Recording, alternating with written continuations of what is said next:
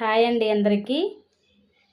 Morning time పిల్లలకి lunch box చేస్తాం కదా, అయ్యో బస్సు వచ్చేద్ది ఆటో వచ్చేద్ది అనే టెన్షన్ లేకుండా ఇలా లెమన్ రైస్ చేసుకుంటే, ఎలాగా మన ఇంట్లో ఎనీ టైం నిమ్మకాయలు ఉంటాయి కదా, దాంతో లెమన్ రైస్ చేసుకుంటే చాలా హడావిడి ఏమీ లేకుండా చాలా సింపుల్గా చేసేవచ్చు. లంచ్ అనేది చాలా సింపుల్గా అయిపోద్ది. దాంతో కూర చారు ఏమీ అవసరం ఉండదు. అలా బాగుంటుందండి. లెమన్ రైస్ చేసిస్తే చాలా సింపుల్గా ఉంటుంది. పిల్లలు కూడా లంచ్ బాక్స్ ఖాళీ చేస్తే చేస్తారు. నాకు రోజు ఇది వండి పెట్టమ్మా అంటారు. ఇలా చేసుకుంటే లెమన్ రైస్ ఫస్ట్ టైం వచ్చాము, కొంచెం కడాయిలో ఆయిల్ వేసుకొని సరసాలు, కందిపప్పు, కొంచెం మినపప్పు, జీరా వేసుకొని బాగా ఫ్రై చేసుకోవాలి.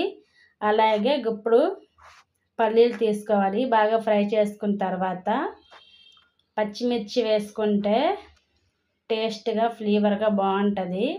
కారం కారంగా నిమ్మకాయతో పుల్ల పుల్లగా బాగుంటుందండి. అలాగే కరివేపాకు కూడా వేసుకోవాలి. బాగా ఫ్రై చేసుకున్న తర్వాత అందులోనే కొంచెం పసుపు వేసుకొని కొంచెం సాల్ట్ వేసుకోవాలి. సిమ్లో పెట్టి బాగా ఫ్రై చేసుకోవాలి. పచ్చివాసన పోయినంత వరకున్న బాగా ఫ్రై చేసుకున్న తర్వాత మనము అన్నం ఉంటుంది కదా, ఫస్ట్ వాష్ చేసుకున్న అన్నము మనకి ఎంత కావాలో అంత వేసుకొని బాగా కలుపుకోవాలండి. లాస్ట్లో మనం ఒక నిమ్మకాయ కట్ చేసుకొని బాగా పిండేసుకోవాలి. పిక్కలు తీసేసి పిండాలి, లేకపోతే పిక్కలు వేసి తినేటప్పుడు చేదుగా ఉంటుంది. నిమ్మకాయ పిక్కలు కదా. బాగా పిండిన తర్వాత అన్నం మొత్తం బాగా కలిపేసుకోవాలండి.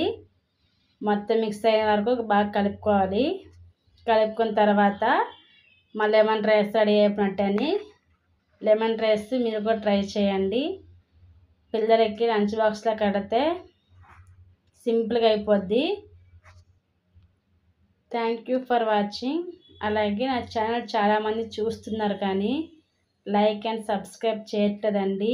ప్లీజ్ అండి, నా ఛానల్ కొంచెం సపోర్ట్ చేయండి. Subscribe my channel. బాయ్ అండి అందరికీ.